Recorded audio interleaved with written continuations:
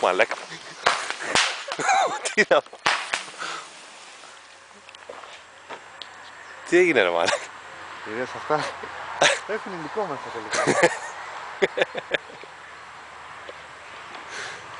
Καλά είμαστε πολύ τυχεροί που δεν ήμασταν εκεί, έτσι. Δεν σου είπα κάτσε εκεί. Έχει τύχει όλα μαλάκα. Άγνοια φίλε. Γιατί ο για το λες ο κατασκευαστής να λέει. Ωραία ήταν αυτά τελικά. Ωραία.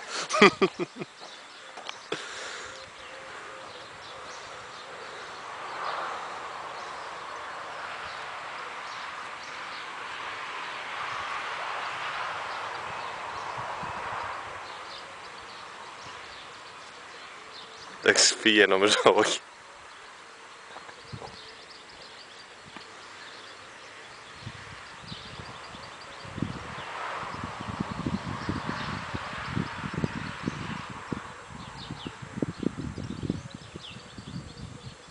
Το ένα το είδα λίγο κλειστό και μου έκανε εντύπωση. Ποιο? Στη ρουκέτα μέσα. Πήγαν όλες.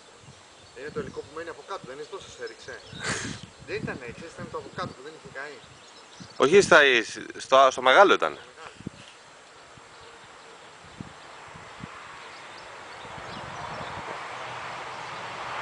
Νομίζω τυχαία τις έβαλες έτσι και δεν κοιτούσε καν αυτοκίνητο. Τι? Δεν το έδωσε δίπλα από το τέτοιο. Δίπλα στο Αλφα Ρωμαίο. Πέρασε από το πόλο δίπλα.